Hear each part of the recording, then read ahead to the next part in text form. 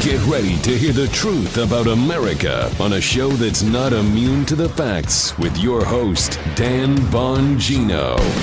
Folks, I hope you understand we're starting early today for a reason. Just a tragic situation last night. Everybody's worst fear.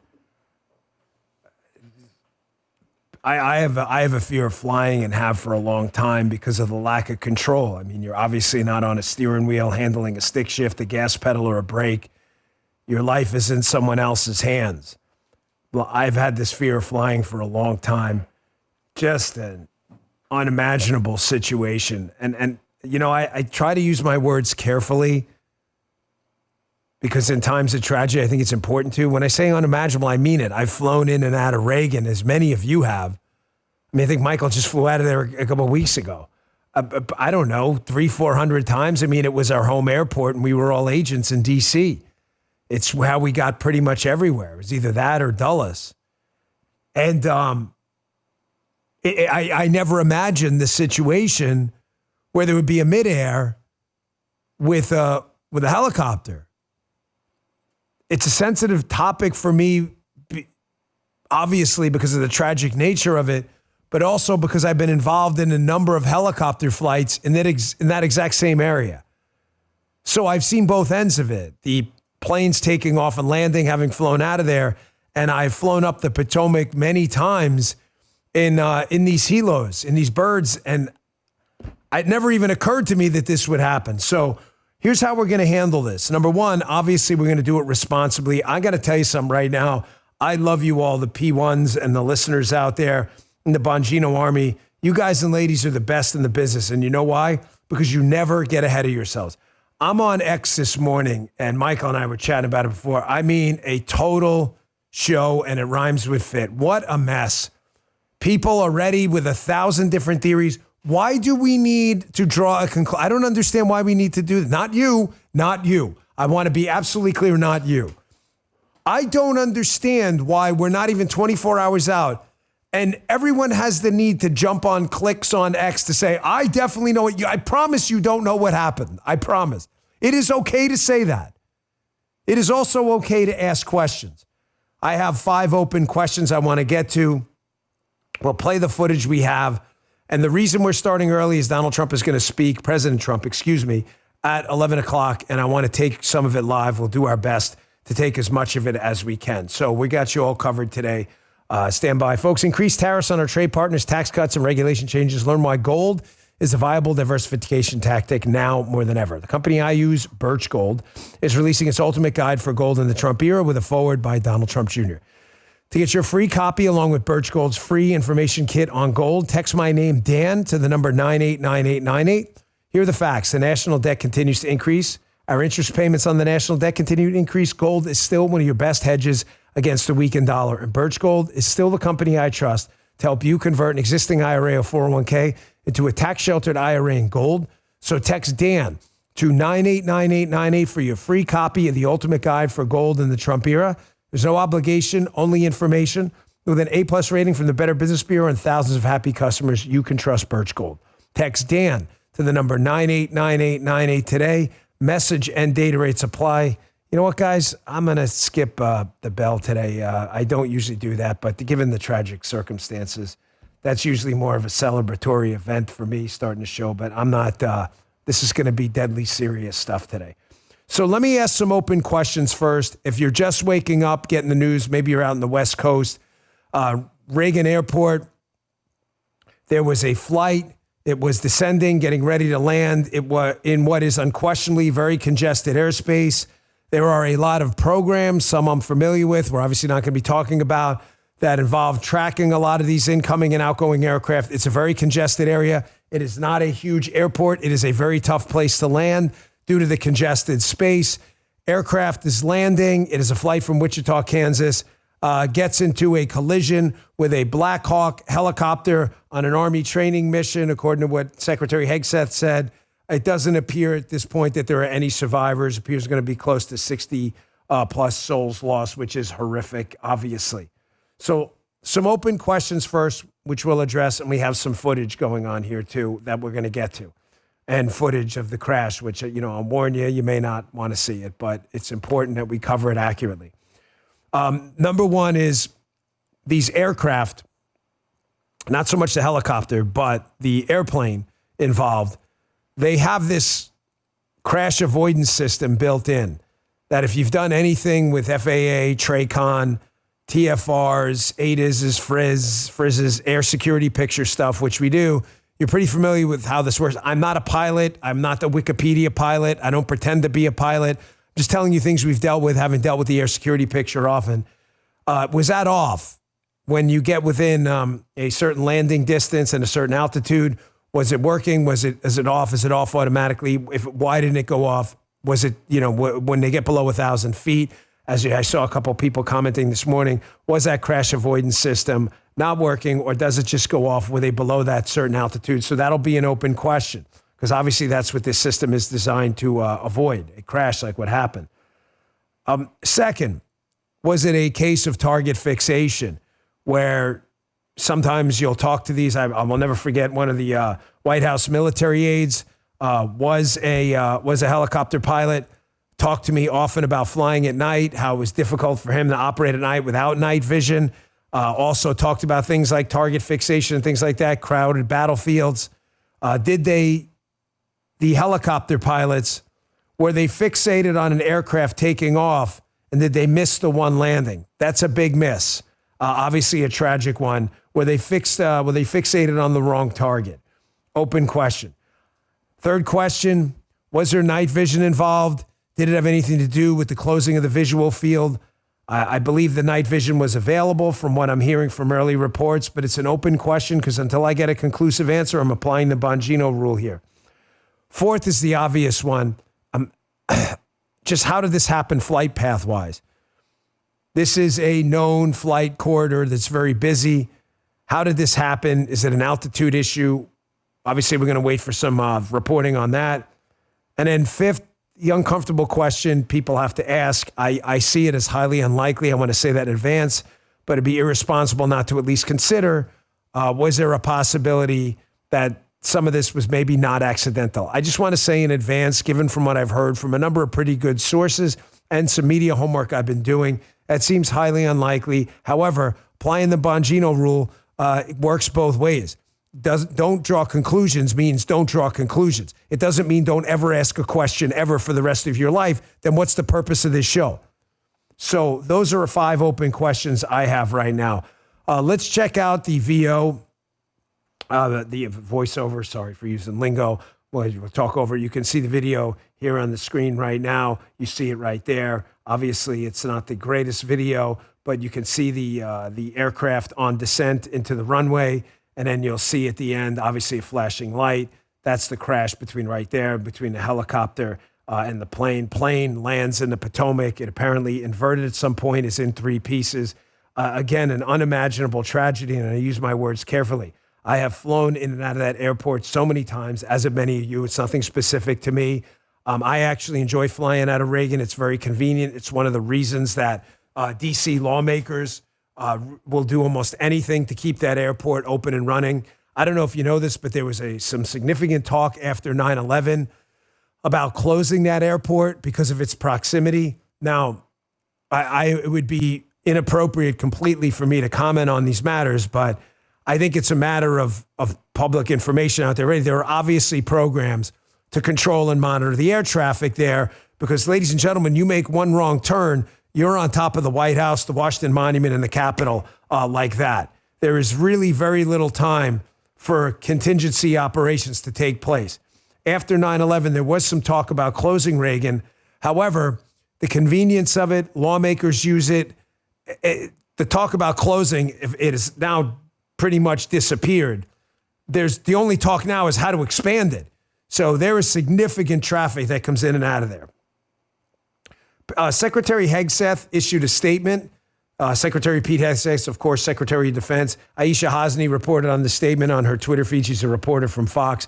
Quote, "This was an annual proficiency training flight. It was a fairly experienced crew that was doing a required annual night evaluation. They did have night vision goggles. We'll see if they were using them or not. That's why I'm going to leave that an open question.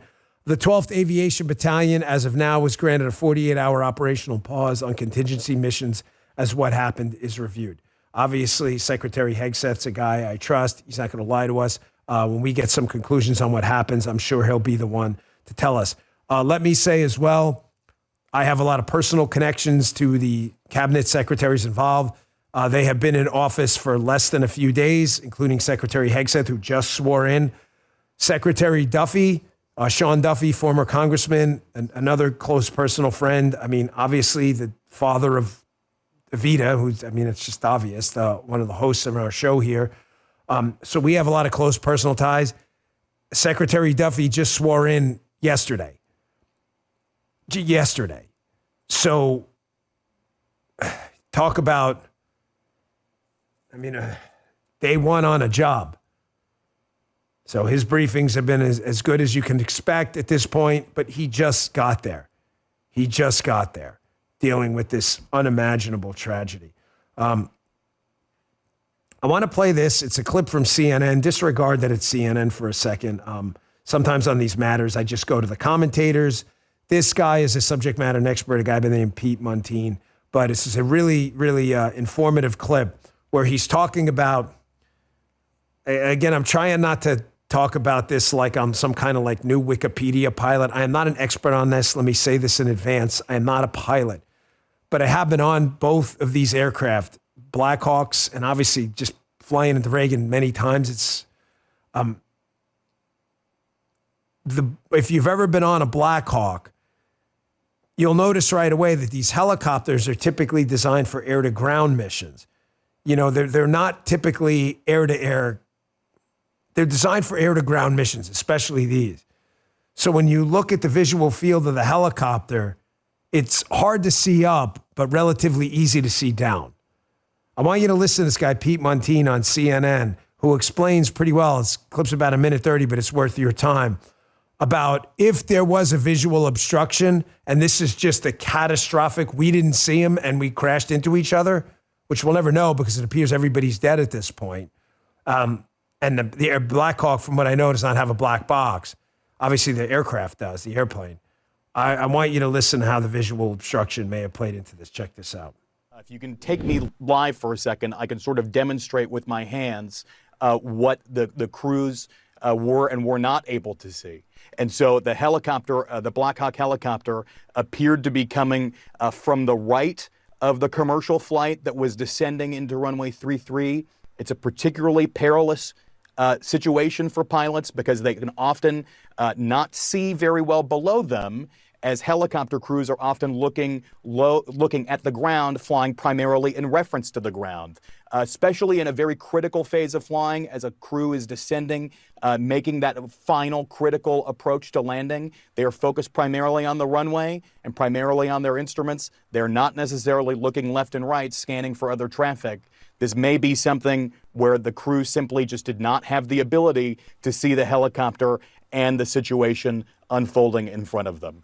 This is something that aviation experts have warned me about over and over since the start of 2023 when we saw these commercial flight near collisions take off in the United States. Many of them became under the watchful eye of the National Transportation Safety Board and were the result of very sweeping probes. Those situations never involved an actual collision. What we are seeing now is the result of the warnings. It very much is the worst case scenario. So there's a lot in that clip. Obviously, I would prefer you listening to experts who are actual transportation, aerial transportation experts, aviation experts on visuals and how it works, because it's not my specific area of expertise. But what he's saying there is accurate from someone who's flown on these many times. And in why I was in that area, I'll have to leave for another day. But I've flown up and down the Potomac many, many times on Blackhawks, many times. The visuals are not great, especially what he just described. Pilots looking at the ground, very difficult in the helicopter to see up. I'm not telling you that's what the reason is or the only reason. I'm just telling you should consider it. What he's saying there is not inaccurate. Also, at the end, there have been consistent problems with the FAA for a long time. The left's first impulse here, disgustingly, has been to politicize this. Let me just tell you in advance, it's a shame I have to cover this the way I will. We'll take President Trump when he's live in a few minutes. However, the media are disgusting. They're going to make cheap politics out of a situation that has been ongoing for a long time. I have to fight back. That is my job, ladies and gentlemen. I'm not going to let you be misled by communist media propaganda. Let me take a quick break. We started early today at 10:45. You want to listen to the show on demand, we'd appreciate it. Folks, here's why I trust Lean, and it's a real deal for weight loss. I used it. I lost about 30 pounds, as you can see if you watch my videos from about a year ago. It was created by a doctor and a researcher, and the clinical team behind Lean says if you have a few pounds to lose, non-prescription Lean, it's really not for you. You can just exercise a little more and clean up your diet. Lean's for frustrated dieters like I was, who have to lose meaningful weight but aren't into injections. I wasn't going to take those. They work, but they can carry side effects. Those shots can lower blood sugar and regulate appetite, but the science behind Lean is impressive too. Its natural, studied ingredients target weight loss in similar ways. I used it. The results speak for themselves. Lean helps maintain healthy blood sugar, control appetite and cravings, and helps you burn fat by converting fat to energy more efficiently. If you're ready to lose weight in a smarter way, it's longer lasting, then let me get you started with 20% off your first order. Just use code DAN20, that's DAN20 at brickhousenutrition.com/Dan. That's code DAN20, DAN20 at brickhousenutrition.com/Dan. Great product. Can vouch. These statements and products have not been evaluated by the FDA and not intended to diagnose, treat, cure, prevent any disease. It's not a substitute or alternative for care from a healthcare provider. Thank you, Lean. We appreciate it. Again, folks, we're Michael and Guy are keeping their eye on President Trump. When he speaks, we're going to try to take as much as we can of it live. We're probably not going to take the whole thing because it gets, sometimes he takes some questions at the end. This is a live stream, but a lot of people watch it on demand as well. I have to address this. It's sad, it's gross, it's disgusting. But folks, there is an impulse with our communist media, as always, as I said to you yesterday, especially with the liberal media, to lie, to mislead, to propagandize, to play dumb, or just, in fact, be dumb. The problems, I fly a lot. I wish I didn't, but I do. It's not something to brag about. It's not a badge of honor. However, just in the last 6 months, we have probably been on about 20 flights back and forth, which for me is a lot. We fly for business. We have family all over the country. I've got 4 or 5 flights scheduled in the next few weeks alone. We are constantly dealing with this. We flew out of Teterboro recently. We had a massive delay. Why? FAA. Why? FAA. Flight control. Why? FAA. These problems at the FAA have been going on a long time. In case liberal media people and the dumbass producers missed it, the guy in charge for the last 4 years, his name is Joe Biden. And his transportation secretary was not Sean Duffy, who was sworn in literally yesterday, okay? It was Pete Buttigieg, okay? Buttigieg, who seemed more focused on DEI over actually fixing the FAA. Did that have anything to do with this? I have absolutely no idea, and I'm not going to speculate. However, put up the Fox News piece if you would. This is a real problem. You can see it yourself. Look at the date, February of 2024. It's now almost February of 2025. Republican attorneys general warned the Biden administration of catastrophic consequences of the FAA pushing DEI over merit-based hiring. Again, did that have anything to do with this?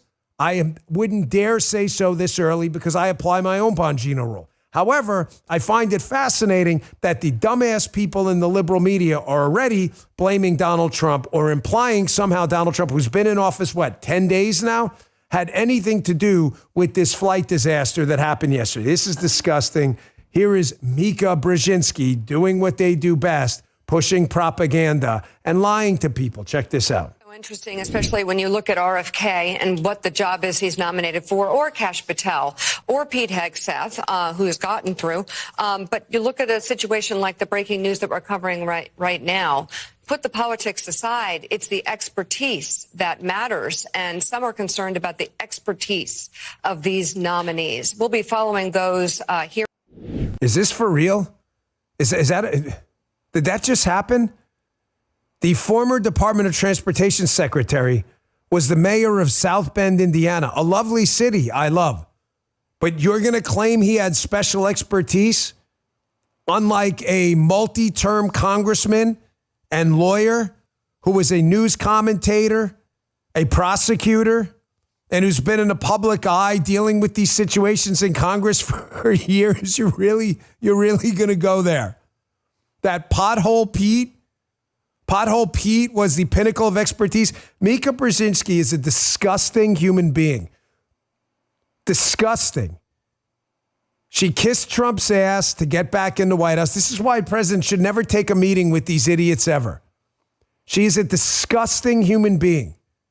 Pothole Pete, and you're citing expertise over a Bronze Star winning military officer with an Ivy League education in Pete Hegseth, over Kash Patel, a DOD and DOJ trained professional, worked at the highest levels of the Trump White House, over Sean Duffy, a skilled lawyer, prosecutor, and multi-term congressman out of a swing state, and you're citing expertise?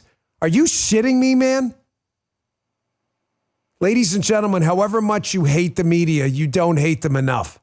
They deserve every ounce of this. This is why they suck. This is why nobody believes them. And whereas we can start this show fairly and say, yes, we're in charge now, and we have to fix this. It's our job. Here are open questions. I don't have the answers. Notice how they've already drawn a conclusion. Disgusting. Here's CNN again. Implication here that somehow Donald Trump, although he's been in office 10 days, the left has done nothing but obstruct the nomination process to get people in there, is somehow blaming the nomination and confirmation process that they delayed, by the way, for not having people in. I mean, this is really just gross. Check this out.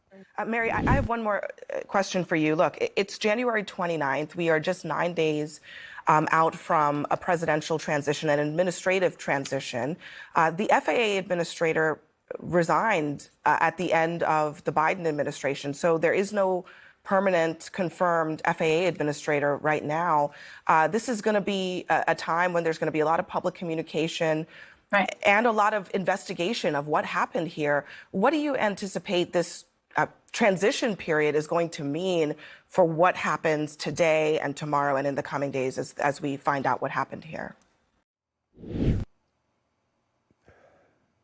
Again, CNN and MSNBC, by implication, pretending the Biden administration wasn't in charge for 4 years with Pothole Pete at the DOT, Department of Transportation. Folks, these FAA problems have been known about forever. This is not new. Folks in the chat, and again, we started early today. Sorry to folks if you missed the beginning. Please watch the beginning of the show on demand where we cover some open questions, which I'm going to get to again as we wait for President Trump to speak. We're going to try to take as much as we can of it live. I don't want to steal from you any of the content you came here for. That's why we started early. I hope you all understand. Folks, if you fly, folks in the chat, confirm this story for me. You know for a fact there have been, since COVID, significant problems staffing the FAA. I'm telling you, I just flew out of New Jersey on a 3-4 hour delay not that long ago on a flight that shouldn't have had a delay. And the reason, clear skies and everything, staffing issues, FAA. It happens all the time. Now, Secretary Duffy is going to get it fixed. So is President Trump. But it's up to me to be honest with you and not BS you, okay? It's not going to happen overnight, folks. Joe Biden buried us in a 4-year hole. Secretary Pete, all of his losers in the Biden cabinet, they destroyed the Pentagon and elsewhere. It's not going to be rebuilt overnight. Secretary Duffy has been the secretary for barely, not even 24 hours yet. It's going to take a long time to unscrew. This is why, again, however much you hate the media, it's not enough. There's a lot going on today. We got Kash Patel, Tulsi Gabbard up on Capitol Hill. This is really one of those triage days where it's my responsibility to make sure I get to you everything in digestible nuggets. So just bear with me. I just want to end where I began about this tragic story over Reagan Airport in D.C. The crash avoidance system, what happened with it? Is it an altitude issue? Did it turn off automatically? Those are open questions I'm going to leave to aviation experts at this point. Was it a situation of target fixation where the pilot from the helicopter just did not see that specific aircraft, because remember, there's another aircraft, you can see it all over the place, was taking off. Did they happen to see that? If they were flying with night vision, folks, if you ever used night vision, anyone in the chat, this is what I just find hard to believe, and I don't want to jump to any conclusions. Bongino rule definitely applies here. However, if you're flying with the night vision on, those lights on the plane are really, really, really bright. That's what night vision does. Depending on which specific version of it you're using, either one, it doesn't matter. The lights are, it's even harder to miss. Now, it does close off your visual field a little bit. Why were these flight paths intersecting? Was it an altitude issue? What was it? And again, was it an intentional act? Was it an accident? I strongly believe this was probably an accident. However, I'm not jumping to any conclusions on it. Okay, we're getting ready for President Trump to speak on it. However, there is a ton of breaking news today. Kash Patel is up on Capitol Hill right now. In case you all missed the open, the Democrats, of course, are doing what they always do. Are you a conspiracy theorist? Why did you appear on this show, that show, this show? Kash is doing just fine. I'm asking you a personal favor about this. We got Secretary Hegseth through. Secretary Duffy sailed through with no problem. I'm hoping it's soon to be Attorney General Pam Bondi sails through no problem. I don't see any issues there, but I need a favor from you and the Bongino Army. We're the most powerful force out there. We just are. The numbers don't lie. I need you to send a respectfully worded email if you could, please. Okay, yeah, let me keep my eyes on it. To your senator, your home state senator today. I don't care if it's a Democrat or a Republican. And just say, we strongly support Kash Patel for FBI director. I'm telling you, he's the right guy, and I can prove it to you. Just go on X and look at the deep state liberal accounts hiding behind like phony avatars and everything, who are doing everything they can to keep Kash out of there. Ask yourself a question. Why? Okay?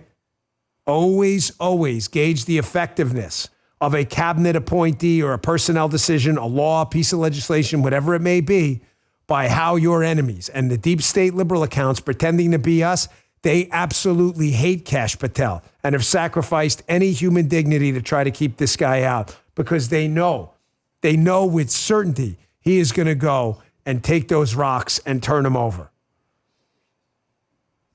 Okay, folks, what a time to be alive. I mean, I've never seen anything like this. There was another hearing yesterday.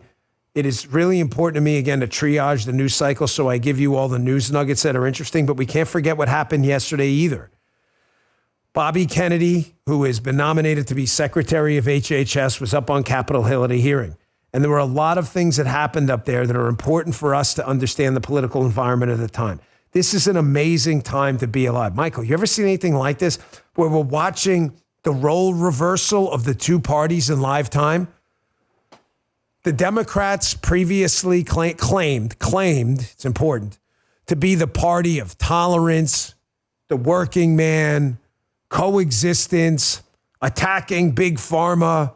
To watch this role reversal in live time, where the Democrats attack the working man, engage in full-blown lack of coexistence and tolerance by claiming if you're white, if you're Jewish, if you're Asian, you're not one of us, you're white adjacent. But if you meet these criteria, I mean, the most racist people possible is the modern liberal, right?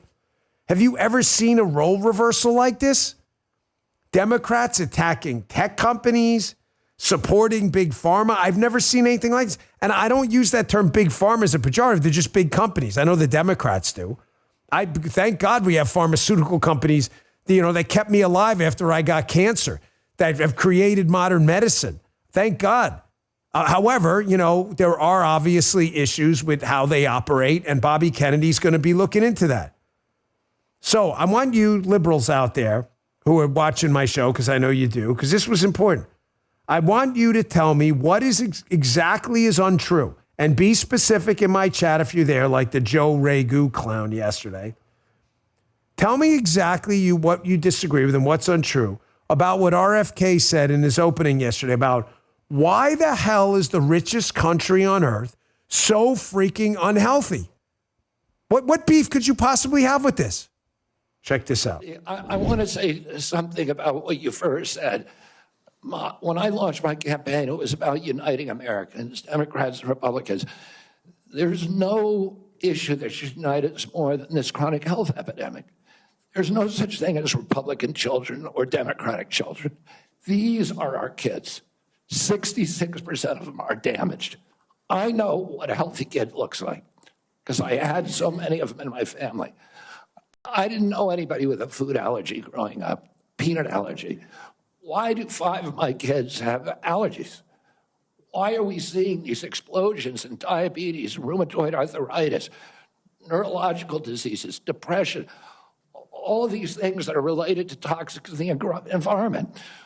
Why can't we just agree with each other to put differences about so many issues, intractable issues aside, and say, we're going to end this? I don't think anybody is going to be able to do this like I have because of my peculiar experience, because I've litigated against these agencies. When you litigate against them, you get a PhD in corporate capture and how to unravel it. What do you disagree with there? What? I'm not suggesting that me and RFK was a Democrat, and I share very little in common with him on his past with environmentalism, which I believe is used as a proxy. I've come into this with an open mind, however. What did RFK say there you disagree with? Folks, listen, I'm not here to give you sob stories, but I was a really ridiculously unhealthy kid. I was. You don't need my life story because I'm not going to bore you to death. However, you name some malady, I had it. Asthma, eczema, whatever it was. I went through a lot growing up. Who really cares? I was told by, medical professionals, I'm not knocking doctors or anything like that in stereotypes, but it's true. Oh, it's this, it's that. He needs to put cortisone on, or he needs to stop eating this and stop eating that. Folks, I largely disregarded that and started doing this crazy thing called eating healthy. Eating homegrown stuff, eating meats and vegetables and healthy fats. And I'm going to tell you something. The advice I got about cortisone and all this other stuff, I'm just telling you for me, I'm not your doctor, do not take medical advice from me, was wrong. I started cleaning my skin with got the staph out from under the fingernails, and I never had to deal with any of these problems ever again. I have not, thank God, thank you, Jesus, and I'm not using his name in vain. I have not had an asthma attack in 30 years. I am taking no medication for it at all. I don't even have one of those inhalers anymore. I probably should in case there's but I don't. Probably not. I don't because I'm just so not used to it anymore. What is going on here? If all the standard nutrition and medical advice of the day we used to get, eat rice cakes, was so accurate, then why are we so unhealthy? Why? You don't want a guy at Health and Human Health. The HHS liberal stands for Health and Human Services. Asking questions about health and human services? What is your beef with this guy? And to the Democrat frauds, whereas us Republicans out there, especially, thank you, Anita, for putting up how to email your senators in the chat there. For those in our chat and elsewhere, and the liberals listening to the show, most of my listeners can get past the fact that RFK has a political past they don't necessarily agree with because we are outcome-based. And if RFK is going to HHS to answer these questions, like why we're so unhealthy, my listeners are like, that sounds like a good outcome for me. Why can't Democrats do the same? Democrats loved RFK forever until RFK said, I think Donald Trump is a better guy to make America healthy again. And then what happened? These fake, phony frauds were like, that guy's Hitler, fascist, a Nazi. It shows you one side stands on principle and outcomes while the other side is completely full of crap. Here, check out RFK and why the Democrats all of a sudden can't stand them. Check this out. And all these Democrats are opposed to me for partisan issues. They used to be my friends. Agreed with me on all the environmental issues that I've been working on for my whole career. Now they're against me because anything that President Trump does, any decision he makes, has to be lampooned, derided, discredited, marginalized, vilified. Folks, this is I've discussed this often on the show. It's the Dan Bongino show your ass theory, okay? What does that mean? I haven't brought it up in a while. It's this impulse amongst Democrats, and Michael said it right. This is politician Democrats. The average rank and file Democrat still loves RFK, okay? This is how detached these people are on Capitol Hill from reality and these bureaucrats and bureaucratic class out there. The show your ass theory is this. The Democrats to show allegiance to their donors and the crazy class which finance the party, one guy will say Trump's a racist. The other guy who then doesn't get a donation because he didn't say it harsh enough, the other guy will go, well, that didn't raise money, so I learned from this guy. I'm going to say something worse. No, he's a Nazi. And it's like, oh, I got a donation. And the other guy's saying, well, donors are like, you got to up the ante. So they all have to show their ass and say increasingly crazy things. This is how you get to the point where RFK, a career Democrat, who Trump is approaching this as some kind of team of former rivals approach, but people who are loyal this time. This is why Democrats discredit themselves in the eyes of the public. Here's another clip from yesterday. Folks, this Make America Healthy Again thing is, listen, can I talk to you straight? Yesterday's hearing is one of the most important things if you can watch it in total, I recommend you do, even in lieu of my own show. Folks, I'm a guy who's been through a lot, cancer, horrible childhood nonsense, 19 orthopedic surgeries so far. I've not been a healthy guy my whole life. I'm saying this seriously. I don't mean this isn't clown show time. Don't mistake a lot of the show muscles and all this stuff. I've been through a lot. My body is pretty broken down. If you're not healthy, you have nothing. You do not want to look your kids in the face like I had at one time and say, kids, your father has cancer and have no, you don't. This is serious, literal life or death stuff.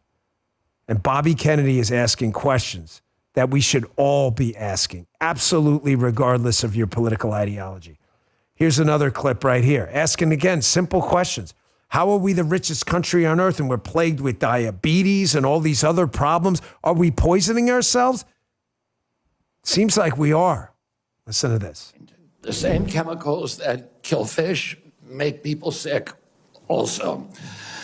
Today, Americans' overall health is in grievous condition. Over 70% of adults and a third of children are overweight or obese. Diabetes is 10 times more prevalent than it was during the 1960s. Cancer among young people is rising by 1 or 2% a year. Autoimmune diseases, neurodevelopmental disorders, Alzheimer's, asthma, ADHD, depression, addiction, and a host of other physical and mental health conditions are all on the rise, some of them exponentially. The United States has worse health than any other developed nation, yet we spend more on health care, at least double, and in some cases triple, as other countries. Last year, we spent $4.8 trillion, not counting the indirect costs of missed work.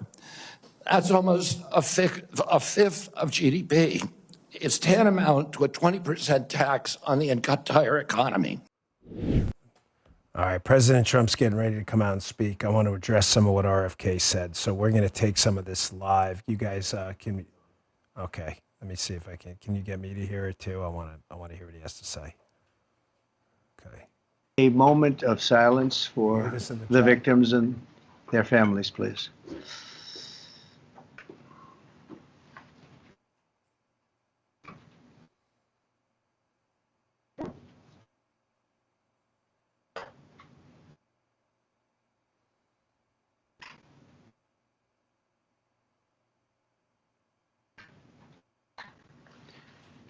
Thank you very much.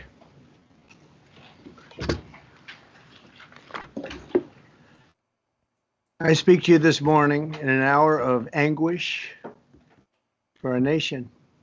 Just before 9 p.m. last night, an American Airlines regional jet carrying 60 passengers and 4 crew collided with an Army Black Hawk helicopter carrying 3 military service members over the Potomac River in Washington, D.C., while on final approach to Reagan National Airport.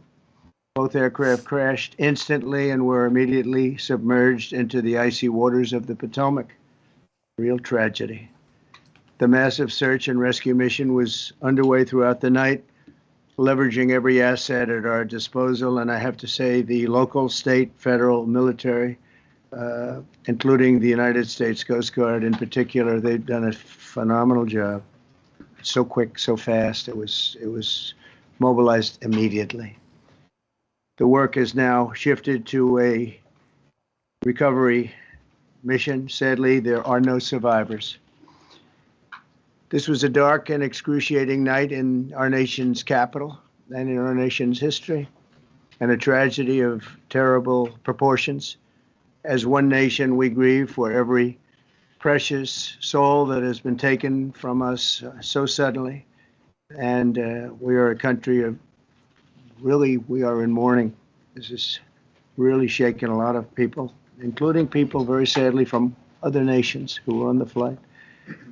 For the family members back in Wichita, Kansas, here in Washington, D.C., and throughout the United States and in Russia, we have a Russia contingent, some very talented people. Unfortunately, were on that plane. Very, very, very sorry about that. Whose loved ones were aboard the passenger jet. We can only begin to imagine the agony that you're all feeling. Nothing worse. On behalf of the First Lady, myself, and 340 million Americans, our hearts are shattered alongside yours, and our prayers are with you now and in the days to come. We'll be working very, very diligently in the days to come. We're here for you to wipe away the tears and to offer you our devotion, our love, and our support. There's great support. In moments like this, the differences between Americans fade to nothing compared to the bonds of affection and loyalty that unite us all, both as Americans and even as nations. We are one family, and today we are all heartbroken. We're all searching for answers. That icy Potomac, it was a cold, cold night, cold water. We're all overcome with the grief for many who have so tragically perished, will no longer be with us. Together we take solace in the knowledge that their journey ended not in the cold waters of the Potomac, but in the warm embrace of a loving God. We do not know what led to this crash, but we have some very strong opinions and ideas, and I think we'll probably state those opinions now. Because over the years I've watched as things like this happen, and they say, well, we're always investigating, and then the investigation 3 years later, they announce it. We think we have some pretty good ideas. But we'll find out how this disaster occurred, and we'll ensure that nothing like this ever happens again. The FAA and the NTSB and the U.S. military will be carrying out a systematic and comprehensive investigation. Our new Secretary of Transportation, Sean Duffy, his second day on the job when that happened. It's a rough one. We'll be working tirelessly. He's a great gentleman. The whole group these are great people, and they are working tirelessly to figure out exactly what happened. We will state certain opinions, however. I'm also immediately appointing an acting commissioner to the FAA, Christopher Rocheleau, a 22-year veteran of the agency, highly respected. Christopher, thank you very much. Appreciate it. We must have only the highest standards for those who work in our aviation system. I changed the Obama standards from very mediocre at best to extraordinary. You remember that. Only the highest aptitude, they have to be the highest intellect and psychologically superior people were allowed to qualify for air traffic controllers. That was not so prior to getting there. When I arrived in 2016, I made that change very early on because I always felt this was a job that, and other jobs too, but this was a job that had to be superior intelligence. And we didn't really have that, and we had it. And then when I left office and Biden took over, he changed them back to lower than ever before. I put safety first. Obama, Biden, and the Democrats put policy first. And they put politics at a level that nobody's ever seen, because this was the lowest level. Their policy was horrible, and their politics was even worse. So as you know, last week, long before the crash, I signed an executive order restoring our highest standards for air traffic controllers and other important jobs throughout the country. So it was very interesting. About a week ago, almost upon entering office, I signed something last week that was an executive order, very powerful, on restoring the highest standards of air traffic controllers and others, by the way. Then my administration will set the highest possible bar for aviation safety. We have to have our smartest people. It doesn't matter what they look like, how they speak, who they are. It matters intellect, talent, the word talent. You have to be talented, naturally talented geniuses. You can't have regular people doing that job. They won't be able to do it. But we'll restore faith in American air travel. I'll have more to say about that. I do want to point out that various articles that appeared prior to my entering office, and here's one. The FAA's diversity push includes focus on hiring people with severe intellectual and psychiatric disabilities. That is amazing. And then it says FAA says people with severe disabilities are most underrepresented segment of the workforce, and they want them in, and they want them. They can be air traffic controllers. I don't think so. This was in January 14th, so that was a week before I entered office. They put a big push to put diversity into the FAA's program. Then another article, the Federal Aviation Administration. This was before I got to office, recently, second term. The FAA is actively recruiting workers who suffer severe intellectual disabilities, psychiatric problems, and other mental and physical conditions under a diversity and inclusion hiring initiative spelled out on the agency's website. Can you imagine? These are people that are, actually their lives are shortened because of the stress that they have. Brilliant people have to be in those positions, and their lives are actually shortened, very substantially shortened, because of the stress, where you have many, many planes coming into one target, and you need a very special talent and a very special genius to be able to do it. Targeted disabilities are those disabilities that the federal government, as a matter of policy, has identified for special emphasis in recruitment and hiring.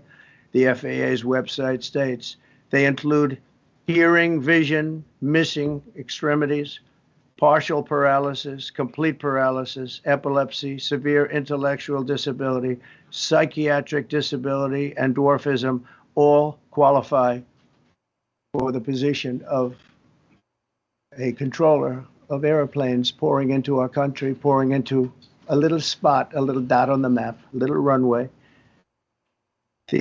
The initiative is part of the FAA's diversity and inclusion hiring plan. Think of that. The initiative is part of the FAA's diversity and inclusion hiring plan, which says diversity is integral to achieving FAA's mission of ensuring safe and efficient travel. I don't think so. I think it's just the opposite.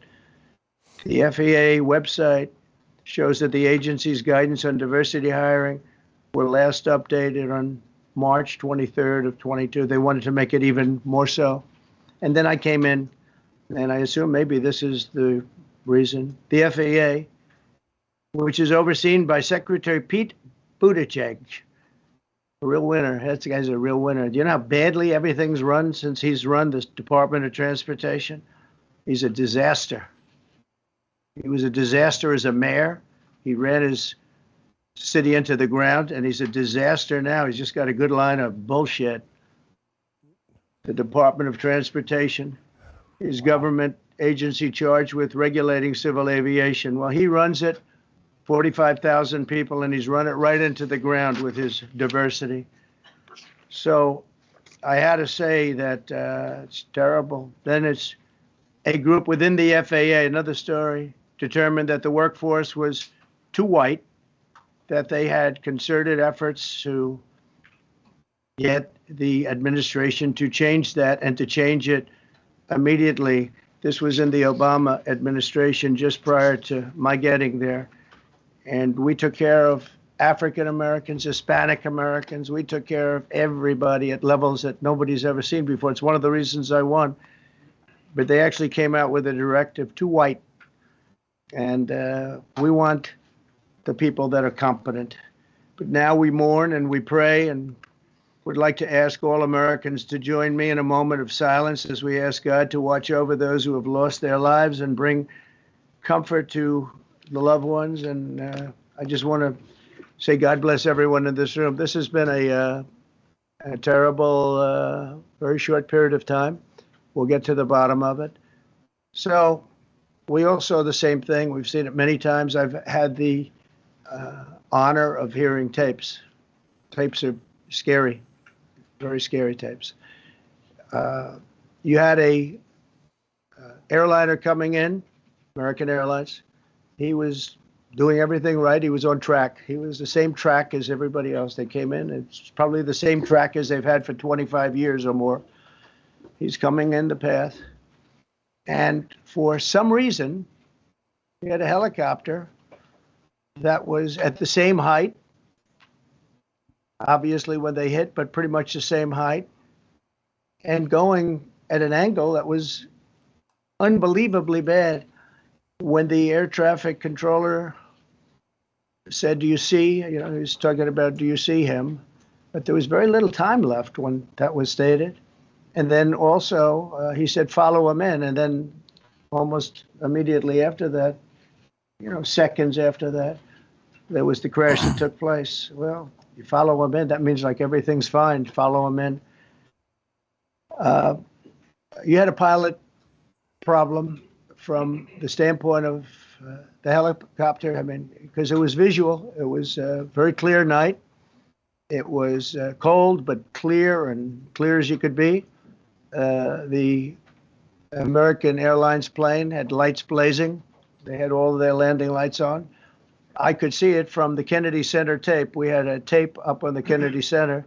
That seems to be the primary. Thus far, I'm sure we'll see other tapes because it's such an area where there are a lot of cameras looking up into the air, into space. So we'll probably see many other shots of it before too much time goes by. But we had a situation where you had a helicopter that had the ability to stop. I have helicopters. You can stop a helicopter very quickly. It had the ability to go up or down. It had the ability to turn. And the turn it made was not the correct turn, obviously. And it did somewhat the opposite of what it was told. We don't know that would have been the difference because the timing was so tight. It was so little. There was so little time to think. But what you did have is you had vision. The helicopter had vision of the plane because you had vision of it all the way, perfect vision of it all the way from at Kennedy Center where the tape was taken. And for some reason, there weren't adjustments made. Again, you could have slowed down the helicopter substantially. You could have stopped the helicopter. You could have gone up. You could have gone down. You could have gone straight up, straight down. You could have turned. You could have done a million different maneuvers. For some reason, it just kept going and then made a slight turn at the very end. And by that time, it was too late. They shouldn't have been at the same height because if it wasn't the same height, you could have gone under it or over it. And nobody realized, or they didn't say that it's at the same height. At the same height, it still wouldn't have been great, but you would have missed it by quite a bit. Could have been 1,000 feet higher. It could have been 200 feet lower. But it was exactly at the same height, and somebody should have been able to point that out. So all of this is going to be studied, but it just seems to me from a couple of words that I like to use, the words common sense, some really bad things happened, and some things happened that shouldn't have happened. So you had a helicopter going in an identical direction. You had a helicopter that was at the exact same height as somebody going in essentially the opposite direction. You had a plane that was following a track, which is a track that every other plane followed. And I don't imagine, I know I've heard today that they might have been following the preceding plane, which was pretty close, but not that close. the preceding plane, but you wouldn't have even been able to see that because of the direction that the helicopter was coming in at. So you had a confluence of bad decisions that were made, and you have people that lost their lives, violently lost their lives. We're going to take a few questions. I'd like to ask our new Secretary of Transportation to say a few words, Sean Duffy. All right, folks. I took as much of Donald Trump's statement. There's going to be some Q&A. Obviously, you're free to watch it. You're free to watch the rest of it. I just want to make sure we got Donald Trump's statement in there because there were a couple of takeaways from there where I would be remiss if I did not repeat them because they were important. Number one, he's appointing immediately an acting FAA commissioner. Obviously, a good idea right now, given that the FAA commissioner under Pete Buttigieg and the Biden administration had since resigned. That's big news. He emphasized, I saw some of you in the chat disagree. Again, I have no problem with Trump's communication style. I'm from Queens, New York, like he is. Some of you do, fair enough. Some of you thought that maybe he should have been a little bit more emotional. Fair enough. I'm just telling you that transactional Donald Trump is always transactional Donald Trump. And he keeps reemphasizing and saying this over and over about how this doesn't make sense, common sense, how this aircraft and this aircraft were in the exact same altitude because he doesn't get it as a transactional guy. How the hell did this happen? And that's what he's asking his people. He just happens to air that. That's just how he is and how he communicates. And I think another takeaway, if you saw me taking notes during it, was his mention of the fact we got Secretary Duffy up there taking some questions now as well, of tapes. He says he's seen or heard some tapes. He wasn't really specific. He said he saw the Kennedy Center tapes, but he also, I think, mentioned at some point, I've seen or heard these tapes. I'm assuming he's talking about air traffic control. My guess is he knows something about the FAA stuff. And again, if the media is going to politicize this right away and blame Donald Trump as a transactional guy, he's going to say, well, here's the problems I'm trying to fix. I don't have an issue with it. I know some of you may, and that's fair enough. But I don't have any issue with it at all. I want a transactional guy in there. I want to solve this problem. This has been a major disaster, and we need some answers, and I believe he's the guy to get him, along with Secretary Duffy. All right, quick break. We're going to get back to some more of the show that I have prepared for you because some important things happened yesterday as well. You know, seeing my dad over the holidays was really special. We're all gathered around the table, talking, sharing some stories, talking about our time at Yankee games growing up. But, you know, that was a while. Millions of Americans over the age of 65 started to lose their hearing, including my father. So it's hard to hear, especially in a loud room for him. My father was one of them. So I gave him some MD hearing aids. And let me tell you, they are a game changer. The year was completely different. Everything's engaging with him now. He hears better, especially in groups of people. MD hearing really brought the family conversations back to life. This podcast is brought to you by MD Hearing, FDA registered rechargeable. They're FDA registered and rechargeable. You won't even know they're there. They fit right inside your ear. Plus, MD Hearing just launched their smallest model yet, the Neo XS. Try it out. Get the high quality, affordable hearing aids you deserve with MD Hearing. Go to shopmdhearing.com. Use promo code PATRIOT. You get a pair of hearing aids for just $297. Plus, they're adding a free extra charging case, a $100 value just for my listeners. That's shopmdhearing.com. Use our promo code PATRIOT and get a pair of hearing aids for just $297. And last spot, and we got some more content for you today, we put together. Folks, Genucel, here's a story for you. A lady named Phyllis walks into a pharmacy in New Jersey and asks the pharmacist for an antioxidant cream for her wrinkles. Pharmacist says, I'll compound one for you. Come back tomorrow. Phyllis uses the cream for 3 days, goes to her dermatologist appointment. The doctor, just looking at her skin, thinks she has work done. Phyllis tells everyone about the pharmacy and the pharmacist who makes the magical cream. And that's, believe it or not, how Genucel Skincare was born. Genucel. Genucel is the official skincare Bongino family and the rest of the Bongino army celebrating 25 years. Genucel is offering the best pricing since Phyllis walked into George's pharmacy. And just in time for Valentine's Day, save over 70% off Genucel's complete skincare package, featuring the Genucel Under Eye Bags and Puffiness Serum, jawline sculpting treatment, and immediate effects for results in minutes. Look 5, 10, even 15 years younger. And that's a resolution you can keep. Genucel.com/Dan, GENUCEL.com/Dan. Every package order includes a full-size jar of the spa-quality microdermabrasion treatment, absolutely free. Every order is upgraded to free priority shipping. That's genucell.com/Dan, genucell.com/Dan. Thank you to all of our sponsors. We appreciate it. Let's get back to the show. So a couple of other things happened yesterday during the hearing as well. This use of the pejorative conspiracy theorist to reference Bobby Kennedy. Ladies and gentlemen, I want you to disregard that completely. It is nothing but a slap in the face designed to discredit a guy who has asked some questions. Some questions he's been right about, some he may be wrong about. We'll see. But Bobby Kennedy addressed this yesterday, and this is exactly how you answer this question. Check this out. Yeah, that's right. Are you a conspiracy theorist? That is a pejorative, Senator, that's applied to me, mainly to keep me from asking difficult questions of powerful interests. I was told that I was a conspiracy theorist. That label was applied to me because I said that the vaccines, the COVID vaccine, didn't prevent transmission and it wouldn't prevent infection, when the government was telling people, Americans, that it would. I was saying that because I was looking at the monkey studies in May of 2020. I was called a conspiracy. Now everybody admits it. I was called a conspiracy theorist because I said red dye caused cancer. And now FDA has acknowledged that and banned it. I was called a conspiracy theorist because I said fluoride lowered IQ. Last week, JAMA published a meta-review of 87 studies saying that there's a direct inverse correlation between IQ loss. All right, so I'm going to assume I could go on for about a week. Folks, that's exactly how you answer that question every single time.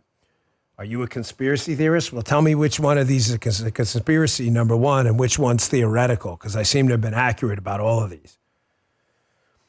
Here's another one. It's my last one from the HHS hearing yesterday. Folks, if we can't make America healthy again, we're not going to have much of a country. If we don't have a healthy country that can defend itself, we don't have a country. We have a suggestion of one.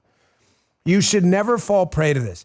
I want to hat tip Rand Paul last night, who was on the Ingram angle on Fox. And for the first time ever that I've heard, I'm not saying it hasn't happened, answered this question the right way, which Senator Paul always does.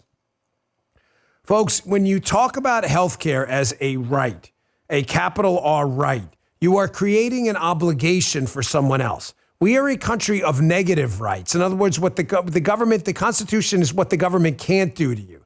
Can't invade your home, take your private property, can't take your business papers. It can't infringe on your free speech. We are our governing documents are largely documents of negative rights, what the government can't do to you to take away your rights. To declare something a positive right, that the government has the right to declare healthcare right, creates an obligation for someone else. Rand Paul knocked it out of the park last night on the Ingram angle on this. I've spoken about this 1,000 times. Bernie Sanders does this all the time. He did it to Bobby Kennedy yesterday. Folks, healthcare is not a right, and we should be clear about that. It is an obligation for us as a moral people to find a way to get good quality healthcare. Declaring it a right legally, a big all right, that's what that is, means you can walk into a doctor's office ahead of everyone else and, I'm here to declare my right. Is that what you want? This is how you turn around. He asked Bobby Kennedy this yesterday. They do this all the time. Check this out. Senator, I can't give you a yes or no answer to that question. Healthcare a human right? Is healthcare a human right? In the way that free speech is a human right, Yeah. I would say it's different because with free speech doesn't cost anybody anything, but in healthcare, if you smoke cigarettes for 20 years and you get cancer, you are now taking from the pool. Well, and so are you guaranteed the same right, or is there also a duty? I'm sorry. I'd love to talk for an hour with you. We got a few minutes left here. All right. Every other country on earth says healthcare, whether you're poor or rich, young or old, is a human right. I'm not hearing you say that. All right, folks, given all that's going on today, I think it's important that we covered what happened at the HHS hearing yesterday. If you're not healthy, there's no point in having a show because you're not going to be here to listen to it, and I'm not going to be here to broadcast it. I thought Bobby Kennedy did a fine job. I hope his confirmation process is not derailed. But again, they're going to ask you that question all the time. When someone asks you if something is a right, you should ask them, have you thought about the obligations that confer on other people when you declare things rights? Because the communists did that all the time, and people starved to death, millions of people, when they declared other people's food their right. We're going to exit the show a little early today, given the news cycle going on. We started way early, so we're actually over on a little bit of time here. But I hope you understand. I will be on the radio show in just a few minutes if you want to watch it on Rumble, rumble.com/Bongino. Please download the Rumble app. Give us a follow. Follow on us on Apple Podcasts and Spotify as well. Forgive me for the schedule today, but I think given everything that happened, you guys all understand. Thank you very much for tuning in. Really appreciate it. See you on the radio show here in Rumble in a little bit. Back here tomorrow at 11 a.m. See you then. You just heard The Dan Bongino Show.